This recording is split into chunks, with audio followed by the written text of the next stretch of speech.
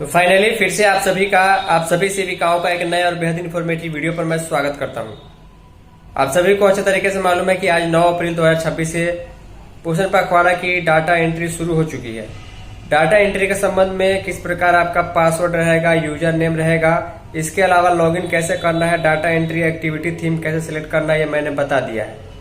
Final process बताने के बाद कुछ लोगों को व्हाट्सएप मैसेज आया कि अतुल जी, आखिर हम जो है डाटा एंट्री करने जाते हैं तो वेबसाइट पर सारी चीजें अंग्रेजी में होती है, इंग्लिश में होती हैं। सही तरीके से समझने के लिए जिस प्रकार आईसीडीएस विभाग की ओर से हिंदी में थीम का डिटेल और एक्टिविटी का डिटेल दिया गया है, अगर उस प्रकार से वेबसाइट में दिखाया जाता है डाटा एंट्री करते समय तो हमें डाटा एंट्री करने में आसानी होती। तो फाइनली इसी के संबंध में इस वीडियो में हम आपको जानकारी देने जा रहे हैं। आप भारत के किसी भी राज्य की सेविका है, आपको आपके राज्य के अपने लैंग्वेज के हिसाब से जो है डाटा एंट्री करने का मौका मिलेगा और कहीं कोई दिक्कत नहीं आएगी।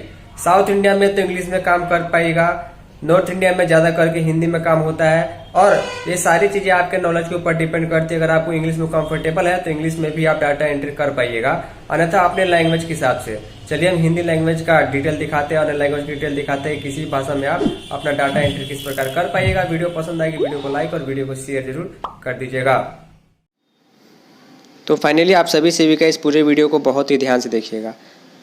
बिहार सरकार आईसीडीएस निदेशालय समाज कल्याण विभाग की ओर से जो ये ऑफिशियल लेटर जारी किया गया है जिसमें पोषण पखवाड़ा के बारे में जानकारी दी गई है, डेट कब से कब तक रहेगा, कौन कौन सा थीम है और कौन कौन सी एक्टिविटी जो है इसके अंतर्गत जो है एंट्री करनी है और एक्टिविटी के लिए डेट क्या रहेगा, इस सारी चीज़ों की जानकारी जो है यहाँ पर लेटर के माध्यम से दी गई है। लेटर का जो लैंग्वेज है वो हिंदी लैंग्वेज है। कई लोगों का व्हाट्सअप मैसेज मेरे पास आया है कि अतुल जी, जब हम डाटा एंट्री करने जाते हैं तो वेबसाइट में जो है इंग्लिश लैंग्वेज में सारी चीज़ें दिखाई जाती हैं और उसको समझने में थोड़ी सी दिक्कत हो रही है कि आखिर कौन सा थीम क्या है, क्योंकि लेटर में हिंदी में है। जैसे कि आप पखवाड़ा के लेटर में जो आप देखेंगे तो बिहार में जो लेटर जारी किया गया है वो टोटल जो है हिंदी में है। यहाँ पर देख पा रहे हैं ये कैलेंडर जो है टोटल हिंदी में है और इसमें जो भी थीम है या एक्टिविटी है टोटल हिंदी में ही है, तो इसको लेकर थोड़ी सी समस्या आ रही है।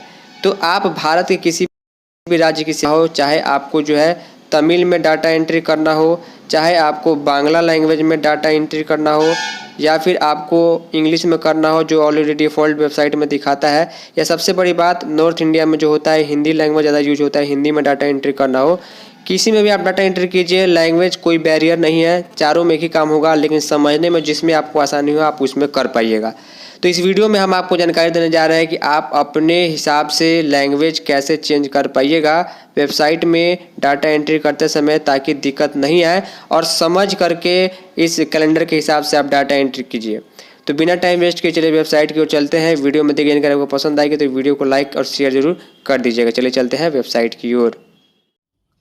तो डिटेल में आपको सारी चीज़ें समझाने के लिए पोषण अभियान जन आंदोलन के डैशबोर्ड पर हम आ चुके हैं, लॉगिन वाले सेक्शन में आ चुके हैं। लॉगिन करने के समय आपसे आपका यूज़र नेम और पासवर्ड का पूरा डिटेल पूछेगा। इसके बारे में मैंने आपको बता दिया है कि आपका यूज़र नेम और पासवर्ड क्या रहने वाला है। यहाँ पर जो है हम यूज़र नेम और पासवर्ड को एंटर करते हैं ताकि एग्जाम्पल के तौर पर हम आपको समझा पाएँ।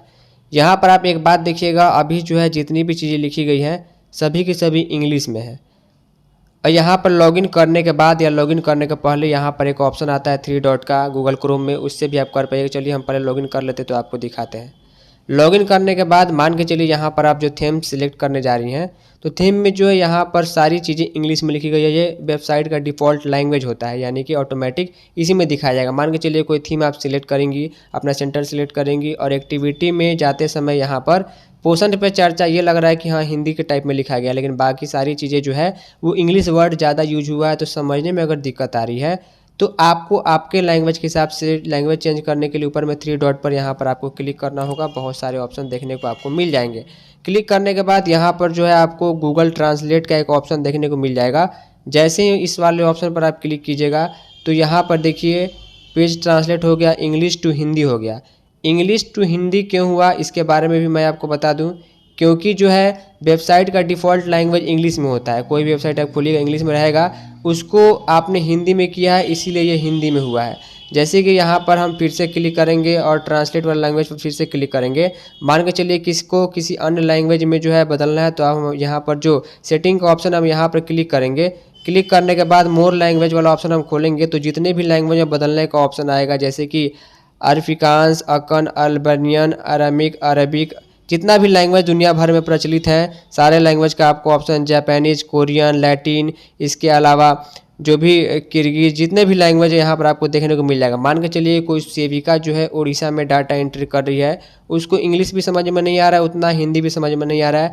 जैसे ही ओडिया पर सेलेक्ट करेगी तो ये वेबसाइट देखिए, ये सारा ओडिया लैंग्वेज में ट्रांसलेट हो गया। अब उसको समझना आसान होगा, वो अपने हिसाब से यहाँ पर वो जो ओडिया लैंग्वेज जो सेविका समझती है तो वो उस हिसाब से अपना डाटा एंट्री के लिए अपना एक्टिविटी सिलेक्ट करेगी। सिलेक्ट करने के बाद जो है अपना थीम सेलेक्ट कर लेगी यहाँ पर, जो हमें समझ में नहीं आ रहा है। हमें मान के चलिए हिंदी में करना है, हम ऊपर क्लिक करेंगे, ट्रांसलेट पर जाएंगे।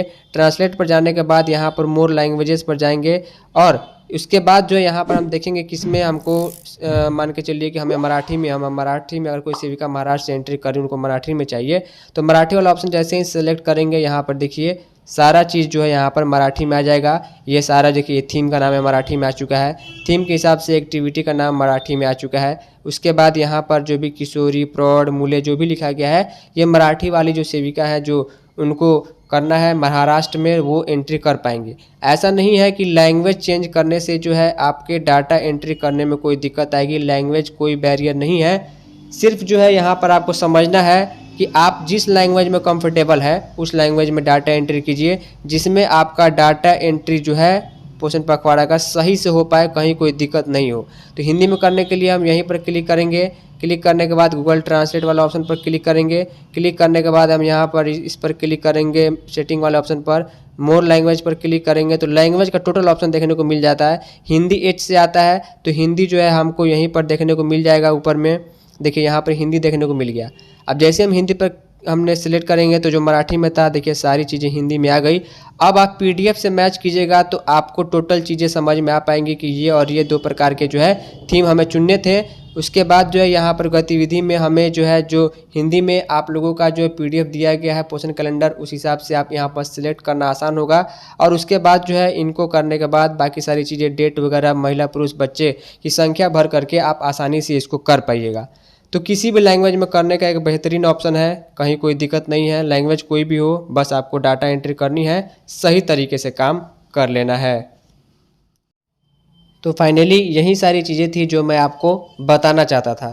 मैं चाहूँगा कि आप लोग कमेंट करके ज़रूर बताइएगा कि आप लोगों ने आज का डाटा एंट्री जो है सही थीम और एक्टिविटी पर किया है या नहीं किया है। क्योंकि मान के चलिए कि अगर आप 1, 2 दिन, 3 दिन ऐसे ही डाटा एंट्री छोड़ते जाएंगे तो आपका डाटा एंट्री का एक बैकलॉग तैयार होगा। बैकलॉग का मतलब कि आपको आपके परियोजना से ऑर्डर आएगा या ऑफिस से सूचना आएगी कि आपने इतने तारीख का डाटा एंट्री बाकी रखा है, तो वो बाकी भी आपको एक ही दिन पूरा करना होगा। तो एक ही दिन इतना सारा फ़ोटो क्लिक करना, एक्टिविटी करना और सारे चीज़ों को करके सबमिट करना काफ़ी दिक्कत भरा काम हो जाएगा। शुरुआत में वेबसाइट भी सही तरीके से काम कर रहा है, फ़ोटो भी सही तरीके से अपलोड हो रहा है और सारी चीज़ें हो रही हैं। मात्र 5 से 10 मिनट का काम है। आप थीम के अनुसार एक्टिविटी आयोजित कीजिए, उसका फ़ोटो लीजिए और थीम के हिसाब से एक्टिविटी भर के उसका फ़ोटो साथ में अपलोड कीजिए। 5 एक्टिविटी करनी है किसी भी 1-2 थीम पर, हर एक सप्ताह का थीम अलग अलग है। उम्मीद करूंगा कि आपको चीज़ें समझ में आ गई होंगी लैंग्वेज के संबंध में, डाटा एंट्री के संबंध में। अगर कोई क्वेश्चन हो तो आप हमारे व्हाट्सअप नंबर यहाँ पर जो है मैसेज करके पूछ सकते हैं। कई लोगों ने पोषण पखवाड़ा का जो कैलेंडर है उसको भी मांगा है, हमने प्रोवाइड किया है। फाइनली इस इन्फॉर्मेटिव और यूज़फुल वीडियो में इतना ही। तब तक के लिए धन्यवाद।